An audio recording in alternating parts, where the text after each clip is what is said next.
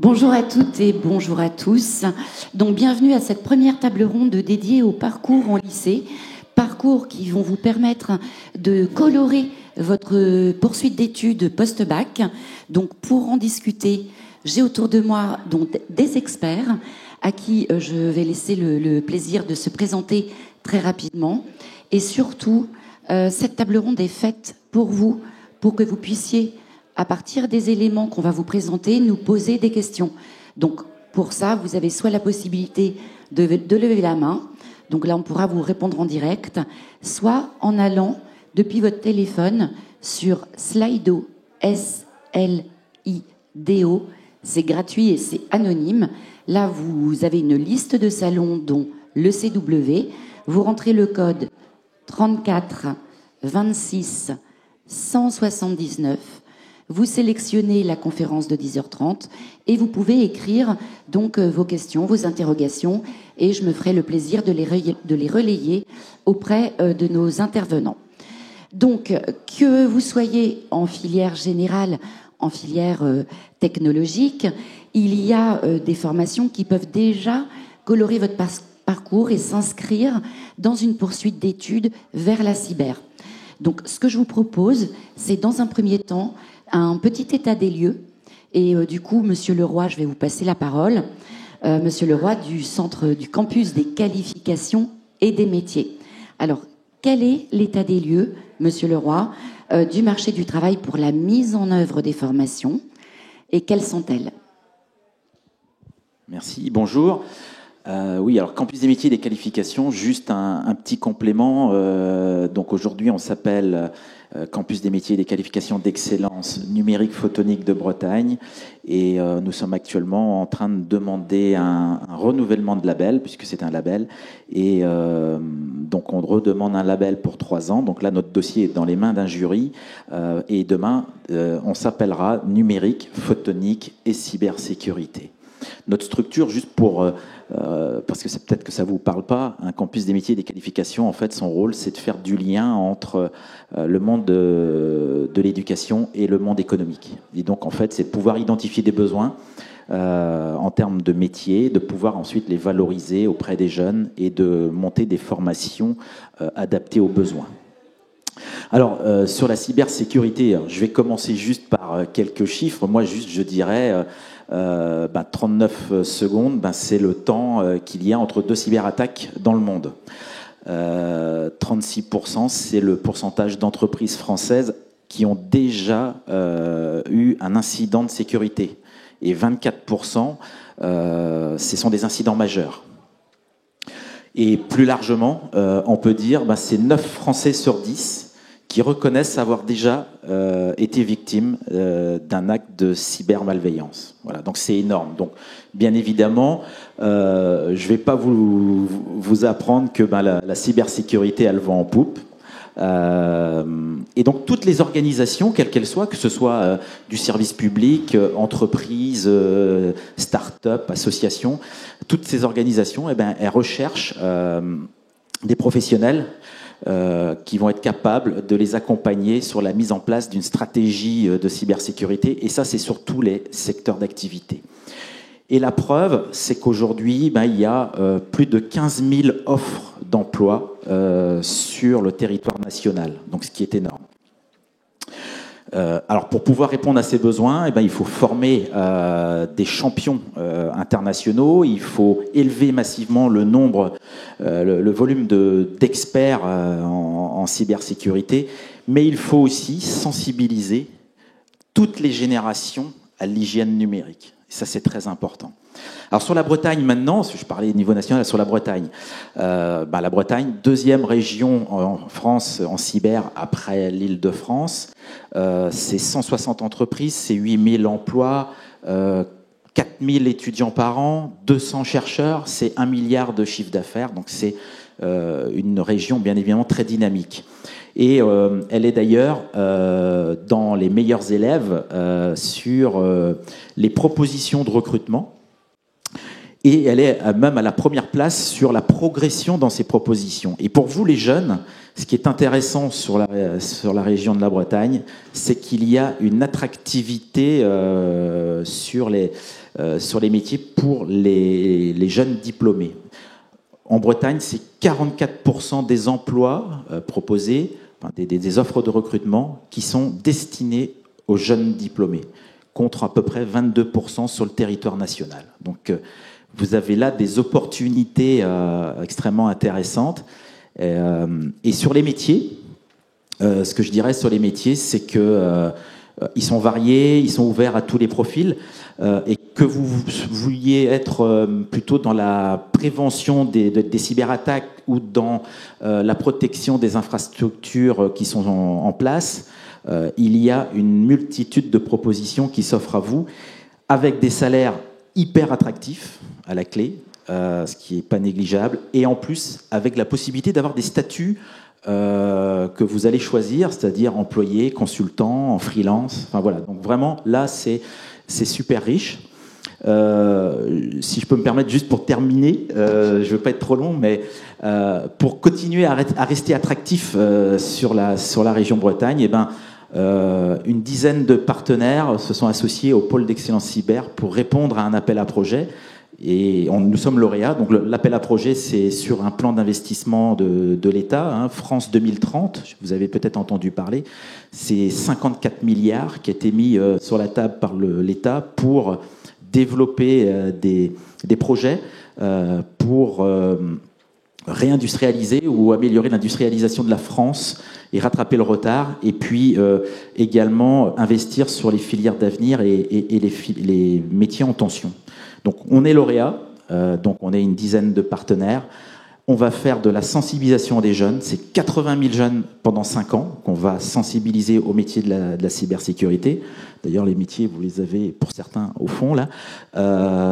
On va former 15 000 non-spécialistes. Alors, des non-spécialistes, ça veut dire qu'on va mettre de la cyber avec du droit, de la cyber avec de la santé, etc. Donc, on va en former 15 000 sur 5 ans. On va former près de 4 000 experts pendant les 5 années à venir, en plus de ce qui se faisait. On va également faire de la formation continue pour faire de la montée en compétences. Et je terminerai juste, je vois qu'il y a des jeunes filles, et c'est très bien, et je dirais juste pour conclure sur mon propos, que malheureusement, le taux de féminisation dans ces métiers de la cyber est trop bas. On est à 11% aujourd'hui de femmes dans la cybersécurité, 18% dans le numérique en général. Et on va également mener des actions, parce que je pense qu'il faut que les filles aillent vers ces filières. Il faut éviter de se censurer, et ces métiers-là sont également faits pour vous, les femmes. Voilà. Alors, merci pour cette introduction très incitative pour embrasser ces différents métiers. Mais avant de les exercer, il faut s'y former. Alors, je ne sais pas, on va peut-être faire un petit sondage. Quels sont ceux parmi vous, celles et ceux qui sont en première? Grande majorité en terminale? Terminale générale? Très bien. Alors justement, on va déjà commencer par comment on se sensibilise à la cyber au lycée, l'offre de formation au lycée. Et je vais, Monsieur Prigent, vous passer la parole, puisque vous êtes inspecteur académique, donc au rectorat de Rennes. Est-ce que vous pouvez nous présenter un petit peu quels sont les parcours proposés au lycée pour justement commencer à colorer son parcours, à se sensibiliser vers une poursuite d'études cyber, entre guillemets? Oui, bonjour à toutes et à tous. Effectivement, donc je suis inspecteur en sciences et techniques industrielles. Et donc les formations en fait évoluent assez rapidement en ce moment, puisque vous êtes tous passés par le collège, vous avez fait de la technologie en collège, vous avez fait de la SNT en seconde, qui est un enseignement pour tous les collégiens de seconde, général et technologique. Il y a une évolution en ce moment où tous ces enseignements sont en train de se colorer avec la prise en compte de la cybersécurité dans ces enseignements. Ça, c'est un premier point. Alors ça vous concerne peut-être un peu moins si vous êtes déjà en première ou en terminale, mais c'est un canal qui est en train de se développer pour sensibiliser plus d'élèves. Après, pour le lycée général, il y a un enseignement en particulier qui est l'enseignement de NSI, numérique et sciences informatiques, et puis aussi les enseignements de sciences de l'ingénieur qui permettent de sensibiliser vers ces parcours. On retrouve également les filières professionnelles dans la voie pro. Il y a notamment une filière qui est en train de se rénover, qui s'appelle la filière Ciel, cybersécurité, informatique électronique, informatique et réseau électronique. Donc cette filière qui est actuellement rénovée, elle concerne les lycéens de la voie professionnelle et aussi les BTS correspondants. Donc, pour les parcours proposés au lycée, donc ils sont multiples. Il y a aussi beaucoup de choix possibles après le bac, mais on y reviendra peut-être tout à l'heure. En fait, au niveau des bacs correspondant à ces parcours, eh bien, sur le bac général, voilà, c'est un bac général plutôt à coloration scientifique avec les enseignements de spécialité dont je viens de vous parler, NSI ou STI NSI ou sciences de l'ingénieur. Pour le bac technologique, ça peut être le bac STI 2D. Et puis pour la voie pro, bien c'est plutôt le bac pro Ciel. Voilà. Alors, comment est-ce qu'on peut faire pour justement choisir sa spécialité pour se donner les meilleures chances d'intégrer post-bac un premier niveau de diplomation pour aller vers le BTS SEO, par exemple? Alors, pour le BTS SEO, effectivement, si on fait le lien avec le supérieur, effectivement, il y a un ensemble de possibilités. On peut intégrer un BTS SEO après, mais je pense que ma collègue pourra peut-être compléter. À ce moment-là, je passe la parole à Charline directement, qui va parler du BTS. Alors, Charline Giret, qui s'occupe du BTS SEO au lycée Le Dantec à Lannion. Bonjour à tous. Pour les élèves qui veulent postuler pour ce BTS, on prend des bacs pro, des STMG, des bacs généraux, pourvu que vous ayez l'appétence pour l'informatique. Et, après, on remet tout le monde à niveau, on part de zéro et on amène tout le monde au même niveau. Voilà. Donc l'essentiel, c'est d'avoir l'appétence et d'avoir la volonté de s'y mettre. Et après, on a constaté que c'était pas forcément parce qu'on y avait travaillé, on avait déjà des idées préconçues ou des choses comme ça, qu'on arrivait mieux. C'est juste avoir l'appétence. L'appétence fait que vous acceptez d'y passer du temps, et quand on y passe du temps, on réussit. Donc voilà, si vous avez envie d'y aller, il faut y aller. Par contre, c'est la moitié du temps qui se passe en informatique. Voilà. Alors, j'ai une question, je vous coupe, Charline, mais est-ce que vous pouvez expliquer ce que ça veut dire SEO? Je ne sais pas si tout le monde le sait. Non, le BTS SEO, c'est Service informatique aux organisations. Donc, on forme les élèves à fournir des services pour les entreprises, et ces services doivent être sécurisés. Donc, depuis maintenant plusieurs années, on travaille sur la sécurité. On a de la certification de sécurité et on a des heures de cours et de TP en cybersécurité. Voilà. Les métiers vers lesquels vont nos élèves, c'est technicien administration système et réseau, sécurisé. On fait aussi parce que les métiers que vous voyez là-bas, ça peut être dans le conseil, en sécurité, dans les techniciens de sécurité. Les poursuites d'études, on retrouve nos élèves aussi bien dans des écoles d'ingénieurs comme l'ENSAT, nous à Lannion, puisqu'on est directement on est à côté. Donc, on les envoie aussi au CNAM Cyberdéfense, donc, qui permet de rentrer dans des entreprises et puis dans le ministère des Armées, et puis faire des métiers qui ont en rapport avec la cybersécurité. Donc ce premier niveau de diplomation permet en effet soit de s'insérer sur le marché du travail, soit de poursuivre ses études. C'est ça. Ce qui va me permettre de reposer une question à Monsieur Prigent quant à l'articulation justement du post-bac vers les études supérieures, avant de zoomer sur la poursuite d'études au-delà le bac+2. Effectivement, alors donc on vient d'évoquer 2 BTS, le BTS SIO, le BTS Ciel, qui sont donc dans la poursuite d'études logiques après un bac STI 2D ou bien un bac pro, voire éventuellement un bac général. Mais il y a aussi d'autres possibilités. Il y a la possibilité, après un bac général ou technologique, d'intégrer une classe préparatoire à une grande école qui va vous permettre directement ensuite, après une classe préparatoire de 2 ans, d'intégrer une école de type, par exemple, l'NCBS ou les SAT, qui permet effectivement de faire des études spécialisées sur la cybersécurité. Il y a aussi la possibilité d'intégrer directement une école après le bac, c'est sur dossier. Il y a des protocoles un peu spécifiques, mais on n'est pas obligé de passer par une classe préparatoire pour intégrer une école. Ça dépend des écoles qui ont des parcours, des fois intégrés, de classes préparatoires intégrées.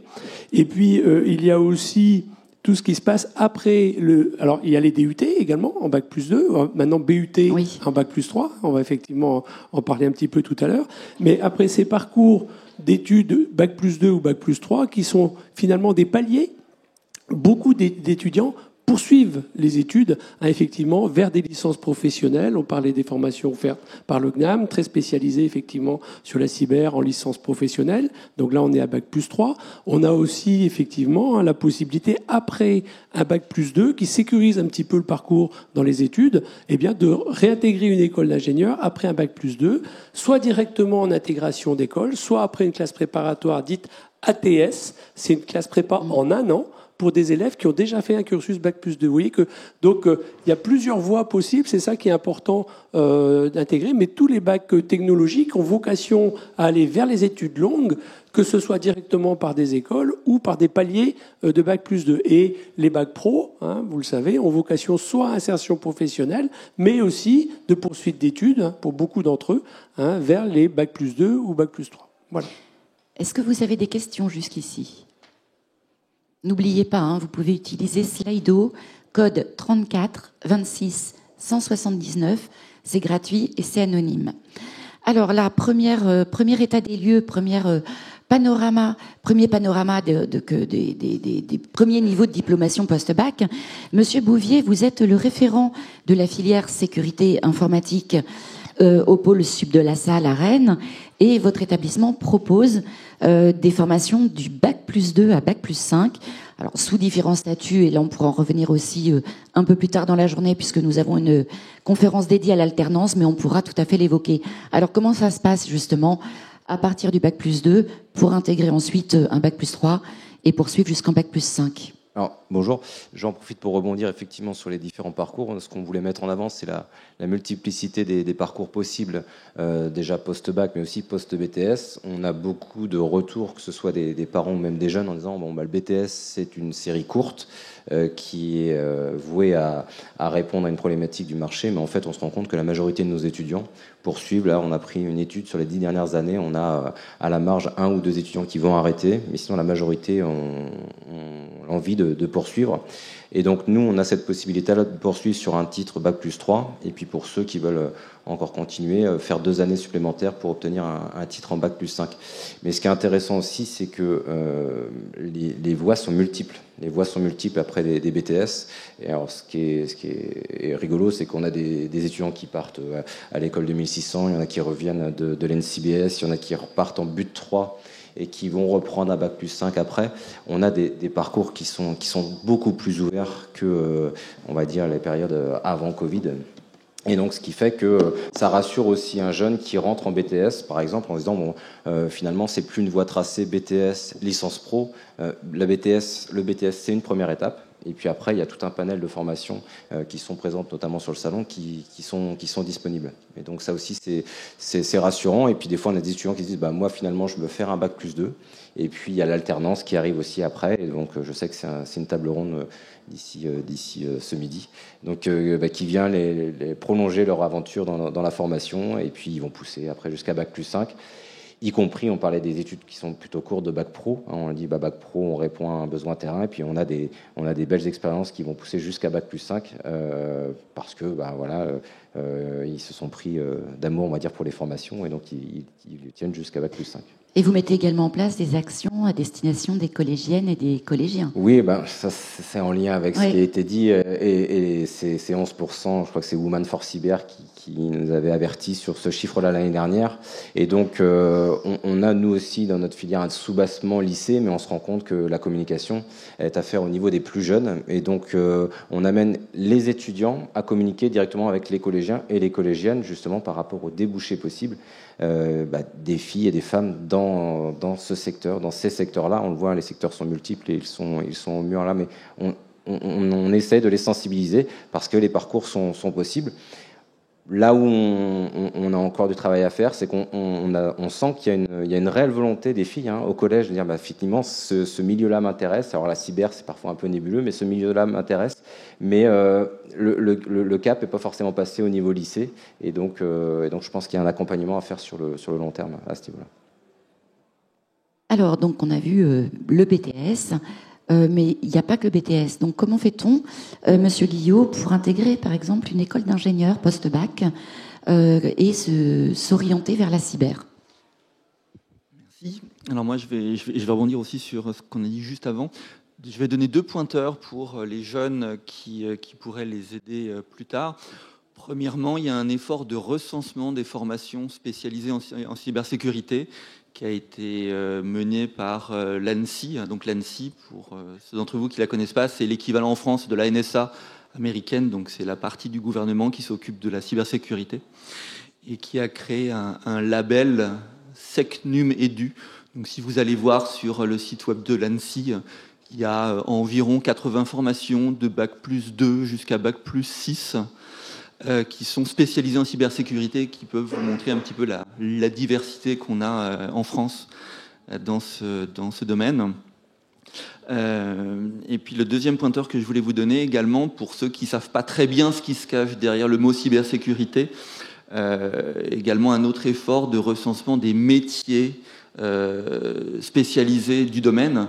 Allez voir le panorama des métiers de la cybersécurité, qui a été mise à jour il y a 2 ans, je crois.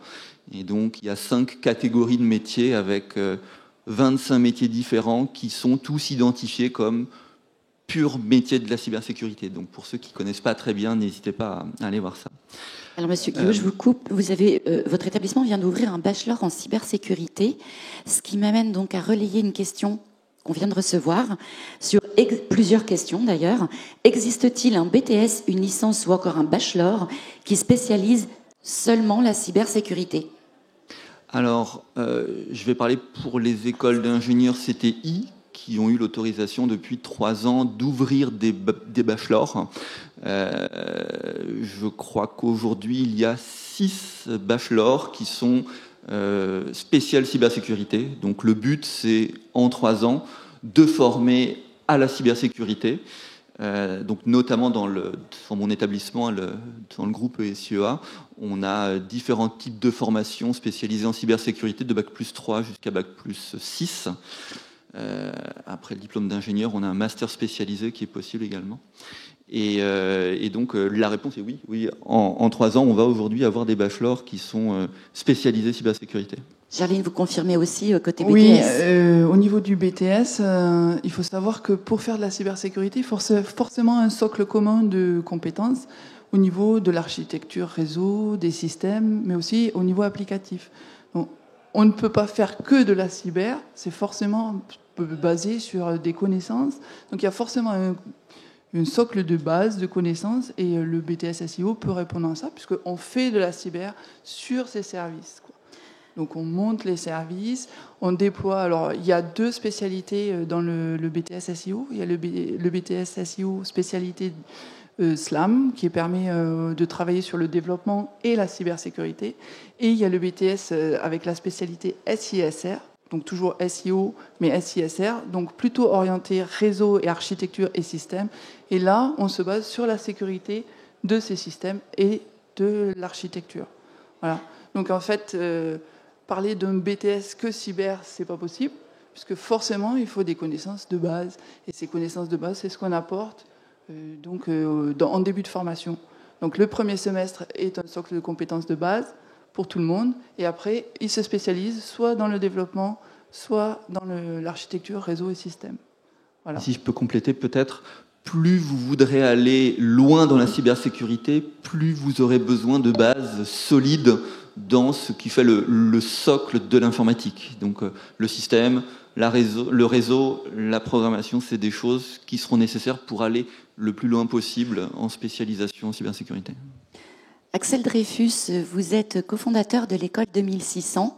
Alors, avant de vous demander de présenter quel profil d'étudiants vous recrutez, j'aimerais que peut-être vous répondiez à une question qui émane là du public, qui est quelle différence, et cette question je l'adore, entre cybersécurité et cyberdéfense? Moi, ça fait 20 ans que je pratique cette activité. On appelait ça l'infosec avant. Donc c'est comme les SS2I qu'on rebande de SN, c'est beaucoup d'habillage. La cyber, c'est un secteur qui est très opaque pour moi. Je ne sais toujours pas qu'est-ce que c'est à titre personnel. Moi, je verrais plutôt soit les métiers qui sont liés à la défense, ce qu'on appelle aujourd'hui les métiers de la Blue Team, sont 80% des offres d'emploi que vous allez rencontrer. Vous les voyez. Alors, nous, on est sponsor du challenge OSINT qui est fait sur Demain Spécialiste Cyber, mais 85% des métiers sont des métiers de défense. 20% sont des métiers qui sont liés à l'offensif, ce qu'on appelle les métiers de la Red Team. Donc ça, c'est un premier point. Donc, cyberdéfense est un sous-ensemble de la cybersécurité, mais en fait, il y a 3 familles de métiers. Et en fait, tous les organismes de formation, finalement, vous préparent sur les métiers, ce qu'on appelle les métiers de la Blue Team, sur les métiers de la défense. Les métiers de la Red Team, c'est ce que vous voyez quand vous regardez le bureau des légendes. C'est 20% des postes aujourd'hui, et principalement soit de l'audit, soit vous faites de l'offensif, mais généralement uniquement dans les services étatiques, sauf si vous travaillez pour le crime organisé, ou soit vous travaillez sur un truc horrible qu'on appelle la GRC, aujourd'hui, qui est toute la partie gouvernance. Alors, pourquoi je dis ça ? C'est tous les métiers de la gouvernance aujourd'hui, du management de la cyber, qui sont des éléments importants. Il y a un point, le chiffre d'affaires du crime cyber est supérieur au niveau mondial au trafic de stupéfiants. Donc c'est une industrie aujourd'hui criminelle qui est énorme. Deuxième secteur, avant de répondre sur le besoin de l'information, on est dans un des seuls secteurs où toutes les écoles ici, nous formons aussi pour le public. Et vous avez la chance aujourd'hui de dire qu'une chose, c'est que pour une fois, aujourd'hui, les postes que vous allez trouver aujourd'hui au ministère des Armées, au ministère de l'Intérieur, mais au ministère des Finances, dans tous les ministères, les postes sont beaucoup plus passionnants parfois que vous les avez dans le privé. Parce que vous avez la capacité d'intervenir aujourd'hui pour le compte de l'autorité de l'État, avec des moyens techniques qu'aucune société du privé ne peut vous offrir. Et je parle pour les gens qui veulent porter des capuches, faire comme dans le bureau des légendes. Vous le ferez beaucoup plus facilement pour les services de l'État. Les métiers sont extraordinaires. Donc à un moment, c'est rare aujourd'hui de voir des établissements qui te disent travaille pour l'État, mais nous on encourage. On a des conventions aujourd'hui, comme tous mes partenaires ici, on est membre du PEC. Ne sous-estimez pas l'intérêt aujourd'hui des postes aujourd'hui que vous pouvez trouver minate. Et sur la diversité des profils, moi j'ai un ADN qui est très très technique. Qui correspond à ce que vous allez dire, c'est est-ce qu'une personne mauvaise en informatique peut réussir en cybersécurité ? Moi j'ai récupéré, alors ça c'est les exceptions, mais j'ai récupéré un ancien boulanger qui est breton, après qui était parti au CNAM Astri, qu'on a récupéré. Donc il faut être passionné généralement pour faire ce secteur. Moi je pense qu'aujourd'hui, je veux dire un truc horrible, j'étais avec un des responsables d'Orange Cyberdéfense, qui est comme une très très belle boîte, qui s'appelle Nathan Tutard, comme ça je le cite, vous pouvez aller le voir. Et Nathan me dit, mais parfois quand je reçois 50 CV de BTS, mais toutes les écoles présentes, je veux dire, ça peut être la tienne, la nôtre, en fait, ils vont faire d'abord un prométrie. Pourquoi ils vont prendre le tien et pas le tien, et le tien et pas le tien ? En fait, il va regarder l'extrascolaire. Alors déjà, ne mentez jamais sur vos CV. Vous êtes là pour apprendre, et nous on apprend toujours. Ne mentez jamais, ne prenez pas de ChatGPT pour marquer des compétences que vous ne maîtrisez pas. Soyez vous-même, mais à un moment, regardez l'extrascolaire. Je veux dire, moi, les choses que je regarde aujourd'hui, c'est les CTF, les points que vous avez sur RootMe. Alors, si vous voulez faire de la sécu, allez sur des plateformes comme RootMe. Au moins, on est tous d'accord. Je veux dire, tu as 10 000 points sur RootMe, on veut tous te prendre. Regardez aujourd'hui ce que vous faites en extrascolaire. Sur ces éléments-là, vous allez différencier. C'est pourtant dans mon école, je dis ça aujourd'hui, dans les critères de recrutement, c'est qui vous êtes vraiment. Sur les filles aussi, dans le message, nous on a 15% de filles, c'est pas assez. C'est pas que des métiers techniques, la cybersécurité. Tu regardes aujourd'hui, cryptologue, c'est pas de l'informatique, c'est des maths. Hacker éthique, ça peut être aussi aujourd'hui de l'ingénierie sociale. C'est aujourd'hui, moi j'ai des gens qui ont fait de la psychologie. Aujourd'hui, c'est super intéressant comment tu vas te faire passer pour quelqu'un d'autre pour récupérer un mot de passe. Enfin, c'est vraiment de la manipulation mentale. Il y avait un hacker très connu qui s'appelle Kevin Mitnick. Regardez ce qu'il a fait dedans. C'est plutôt de la sociologie, de la psychologie du comportement. Responsable sécurité, c'est les métiers de gestion, quelque part, appliqués à la cybersécurité, sûreté fonctionnelle, sur les métiers passionnants. Expert cyberdéfense, qu'on disait en Blue Team. Enfin, en fait, les métiers de la cyberdéfense, ce qu'on se disait tout à l'heure, c'est comme les métiers d'informatique. Il y a plus de 1000 métiers en informatique. Ça ne veut plus rien dire. Tu fais quoi ? Je fais l'informatique. Ça n'a plus de sens. Donc soyez précis, ce ne sont pas des métiers techniques, n'ayez pas aujourd'hui peur de dire « je ne serai jamais à la hauteur ». Aujourd'hui, ce sont des métiers passionnants aujourd'hui, et si vous pouvez les embrasser, faites-le. Et il y a aussi un sens souverain. Alors, je vais prendre un terme anglais qui est le care. Quoi de plus noble, finalement, que de lutter aujourd'hui contre du trafic d'organes, aujourd'hui contre la cybercriminalité, de protéger un EHPAD. Aujourd'hui, c'est pas que des applications militaires. On est là aussi, principalement, sur la protection, aujourd'hui, de la communauté. On est là pour se protéger. Pour moi, c'est un métier qui a une noblesse extraordinaire qu'on ne retrouve pas dans les autres secteurs techniques. Oui, c'est protéger, protéger et rétablir, on va dire. Oui, c'est ça. Mais pour protéger, moi, il y a rétablir et puis communiquer aussi, puisque là, on a parlé énormément donc des métiers. Je fais une remarque toute bête. On a tous un firewall sur notre PC ou notre Mac. Est-ce que vous montez dans le métro à Rennes en se disant est-ce que le firewall aujourd'hui du métro de Rennes est à jour? Personne ne fait ça. Mais aujourd'hui, il y a quand même une vague aujourd'hui qu'on est en train d'avoir qui est toute la partie IoT. C'est-à-dire tous les objets connectés, c'est pas que la caméra de domicile, c'est votre métro, c'est l'éclairage public, tous ces éléments maintenant sont connectés à Internet. Et maintenant, il s'agit de protéger non pas son téléphone et son ordinateur, il s'agit de protéger l'intégralité des infrastructures aujourd'hui qui nous entourent. Alors c'est vrai que pour protéger, on entend beaucoup d'ailleurs de compétences techniques derrière, mais pas que. Et là, je vais vous passer la parole, Monsieur Prigent, puisque je vois les affiches derrière et je vois cryptologue. Ça me fait penser que j'ai écouté un podcast d'une jeune fille qui avait eu un bac L et qui aujourd'hui est devenue cryptologue, et c'était sur le CW de l'année dernière. Et justement, je vais vous passer la parole sur pourquoi les filles et pourquoi les profils hors technique, en sciences humaines, en droit, en communication, ont également toute leur place dans les métiers de la cyber. Alors, moi, je voulais intervenir effectivement sur la question de la féminisation des métiers de la cyber, comme d'ailleurs de l'ensemble des métiers technologiques. On a vraiment des questions de représentation sur lesquelles les lignes doivent bouger. Et vous savez que dans les entreprises, il y a un indice égalité homme-femme, et les entreprises doivent recruter à égalité de salaire, de progression de carrière, avec des scores à produire. Donc les femmes sont effectivement les bienvenues, sont attendues dans les entreprises à caractère technologique, donc notamment la cyber. Donc voilà, si en tant que jeune fille vous engagez dans ce type de parcours, vous avez la garantie de retrouver des métiers, vous serez bien accueillis dans les entreprises. Ça, c'est un premier point. Il y a un deuxième point qui est un peu plus large sur le plan technologique au sens large. La plupart des objets techniques qui nous entourent et des objets qui sont utilisés par des femmes sont conçus par des hommes. Donc là, il y a quand même aussi un petit problème. Et puis, on parle d'enjeux en termes de lutte contre la cybercriminalité au niveau mondial. Vous avez donné les chiffres en comparaison avec celui du trafic de stupéfiants. C'est colossal. Et je trouve vraiment dommage que l'on se prive de la moitié de l'intelligence humaine pour résoudre de tels challenges. Donc toutes les femmes sont évidemment bienvenues dans ce type de formation. Voilà.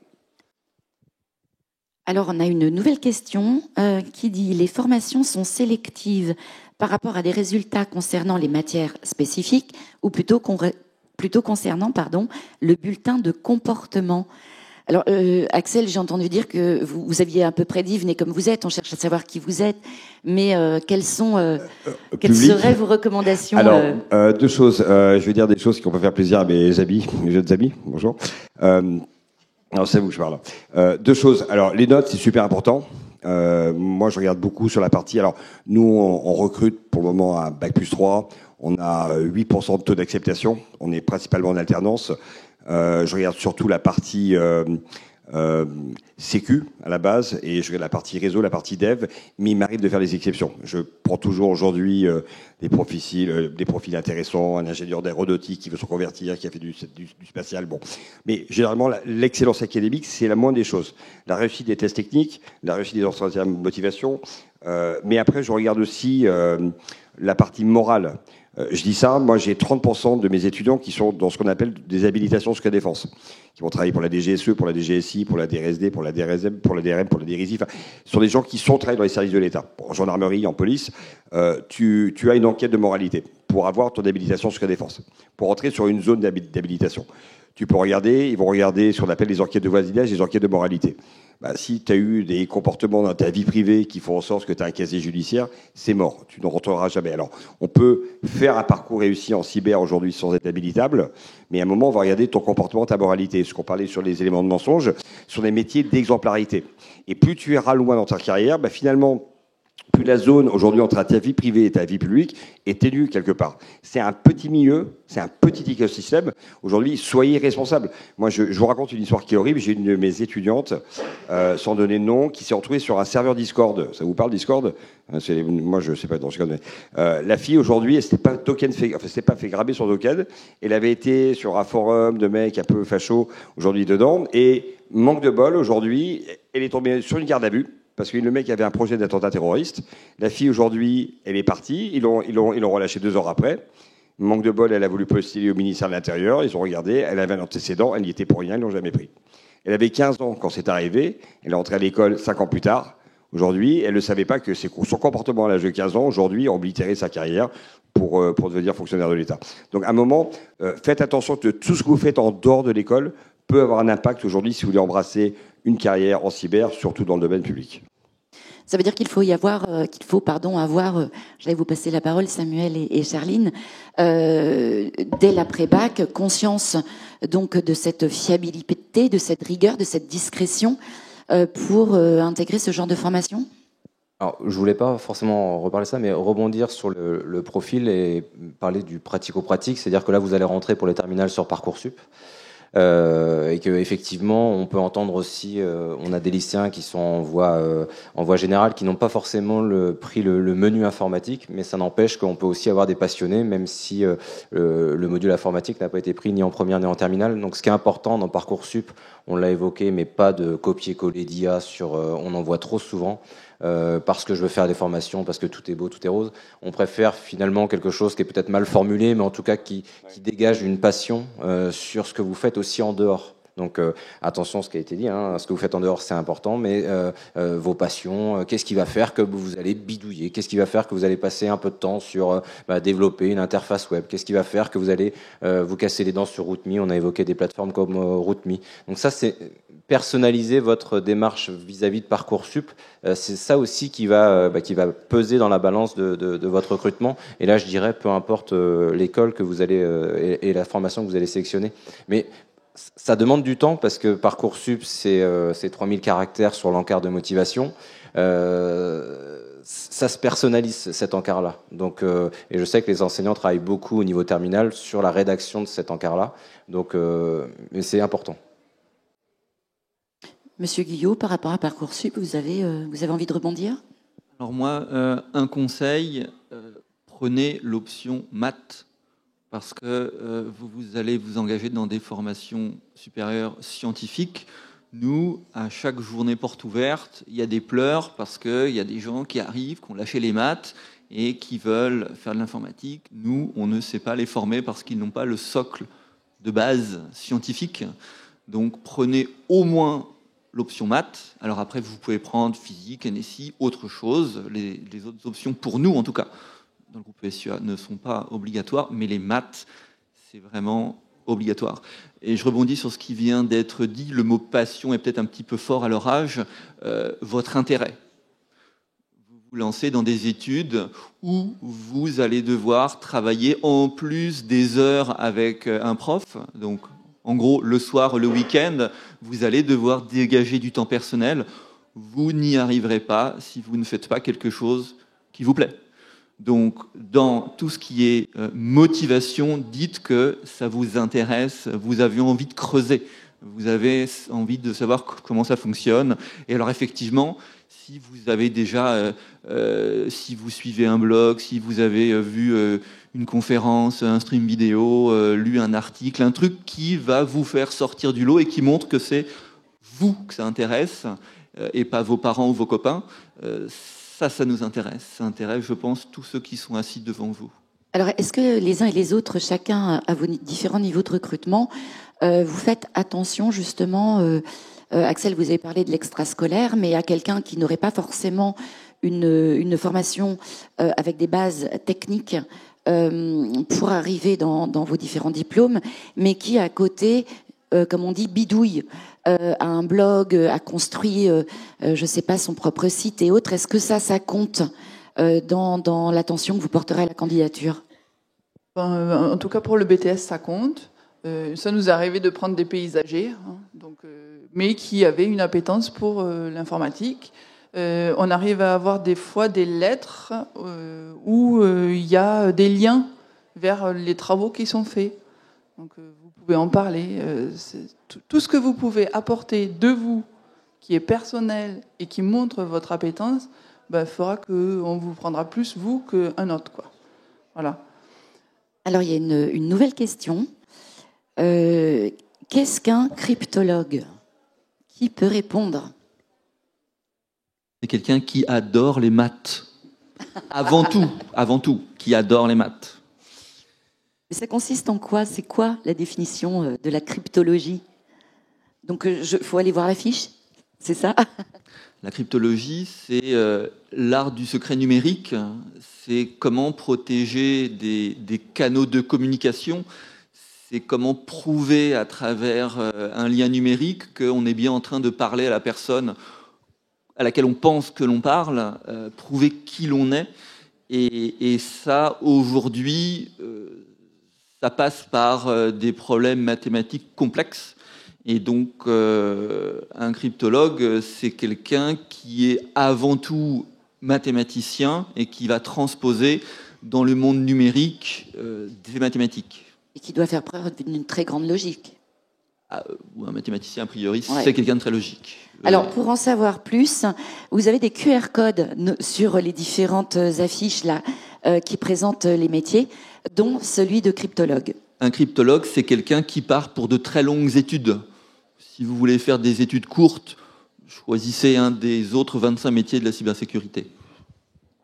Donc là, on a vu qu'on pouvait s'insérer avec des études dites courtes, professionnalisantes, et des études bien plus longues. Oui, monsieur? Vous avez entendu? Ciel et SEO. Alors, en ce qui concerne le BTS Ciel, oui, il y a deux options.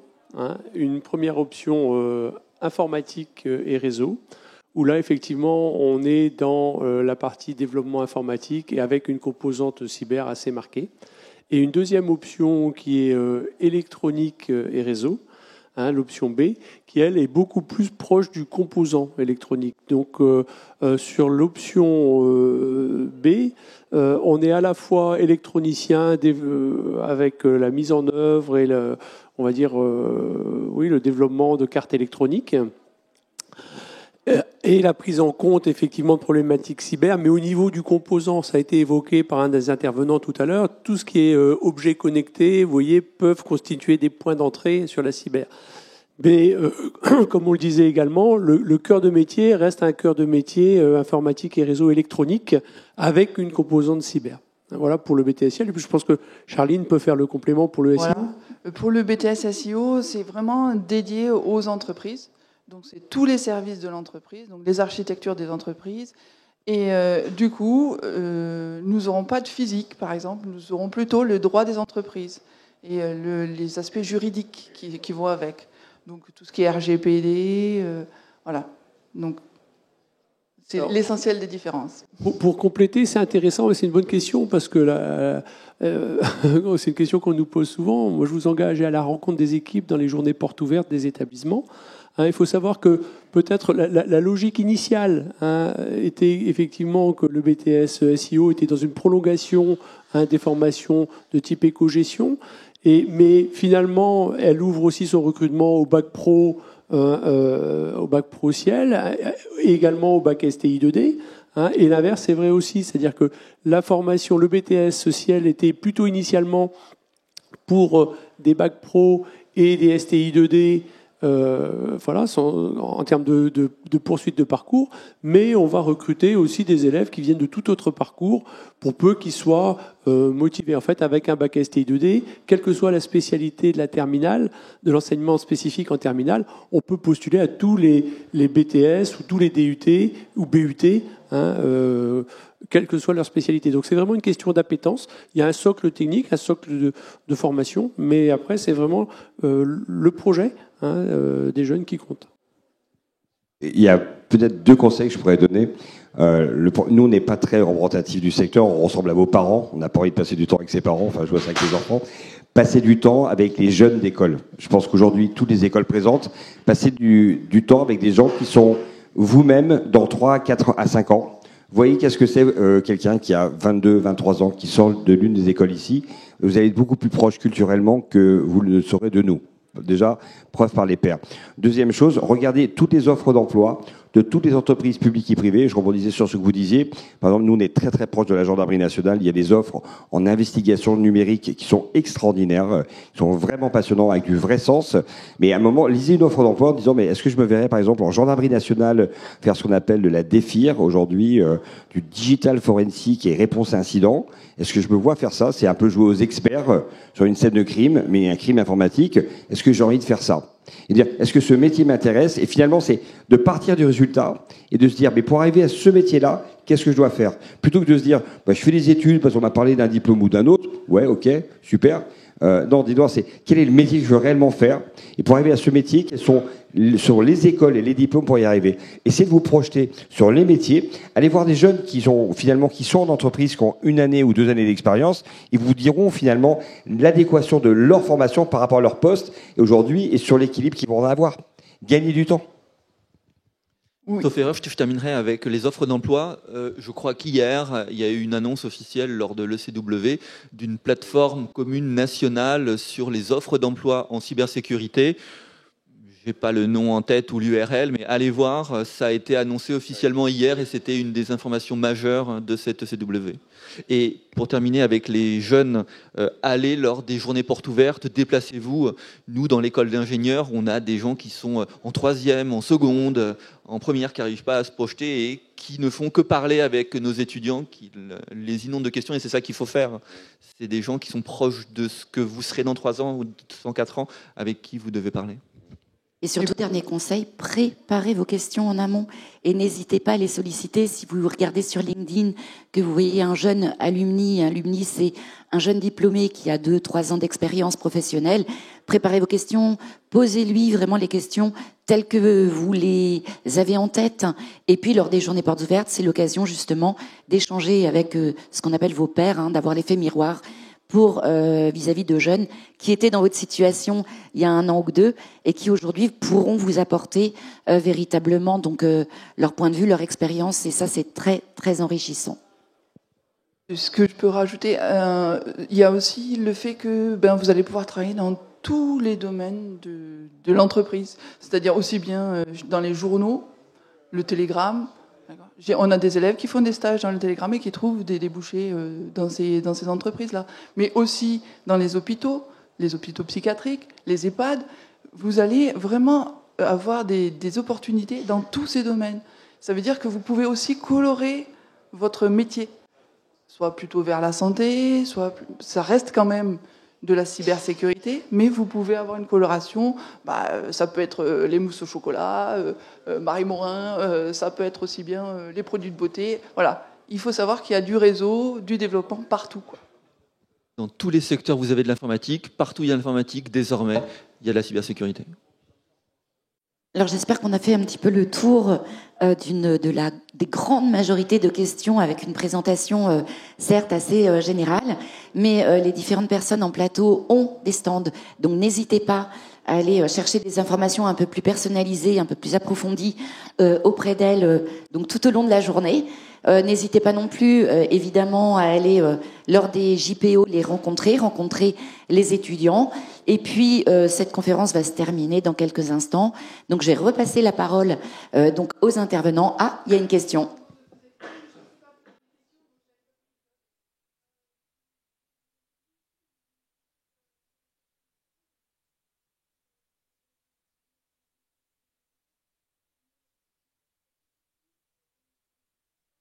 4e étage, voilà. Voilà. Voilà, alors j'ai envie de vous proposer quel conseil, le mot de la fin, donneriez-vous chacun donc à tous ces jeunes qui sont là, donc qui sont intéressés et qui peut-être sont voués à intégrer le domaine de la cyber? Moi, je vais être rapide. Il y a quelque chose qui me frappe lors des journées portes ouvertes, c'est le manque de confiance en vous. Il y a énormément d'étudiants en ce moment qui veulent faire les formations les plus courtes possibles parce qu'ils pensent qu'ils ne sont pas capables de faire ces formations longues. Croyez en vous. Avant vous, il y a des dizaines et des dizaines d'années d'étudiants qui ont fait des études longues. Quand on fait quelque chose qu'on aime, on peut déplacer des montagnes. Si vous choisissez des études que vous n'aimez pas ou par calcul, un papier, vous n'y arriverez pas ou ce sera très compliqué. Faites ce que vous aimez. Oui, moi, je rajouterais, n'hésitez pas aussi donc à participer au concours qui existe. Il va y avoir d'ailleurs la remise ce soir pour les finalistes. Donc tout ce qui est Capture the Flag, des choses comme ça, vraiment, c'est assez captivant. Et puis il y en a à tous les niveaux, donc n'hésitez pas à participer. Et puis il y a plein d'actions autrement. Donc tout à l'heure, à plusieurs reprises, on a parlé des femmes dans les métiers. Il y a aussi des actions. Il y a aujourd'hui les cadettes de la cyber, c'est porté par le pôle d'excellence cyber. Donc pour vous, les jeunes filles, n'hésitez pas. Sur ma structure, on porte également une action qui s'appelle le Challenge Ada Lovelace, qui est un concours de programmation réservé aux jeunes filles, seconde, première, terminale. Donc, vous avez encore, si vous êtes en première ou en terminale, vous pouvez encore y participer. Et là, c'est découvrir un petit peu les métiers du développement et puis voir que ce n'est pas que du code, il y a plein de choses derrière. Moi, peut-être le seul conseil, c'est on fait un séminaire avec les instructeurs du GIGN pour mes étudiants de première année, pour les amener à leurs limites physiques et mentales, parce qu'il y a un truc magique qui se passe à ce moment-là, c'est que ça crée une fusion du groupe. Parce que la seule manière d'arriver, c'est de le faire ensemble. T'as beau être très fort, très courageux, seul, tu peux pas le faire. Et moi, ce qui m'intéresse, c'est vous allez rentrer dans un secteur qui est passionnant. Vous voyez tous les métiers qui sont là. Vous ne pouvez pas y arriver si vous faites les choses seuls. Je pense que la seule manière de tenir aujourd'hui, c'est de travailler ensemble. C'est-à-dire, entourez-vous de gens aujourd'hui complémentaires, aujourd'hui sur lesquels vous allez partager une même passion. C'est le moment, ce que tu disais, ça va être difficile. À un moment où vous allez baisser les bras. Vous avez besoin de quelqu'un qui se dit « Viens, on continue ».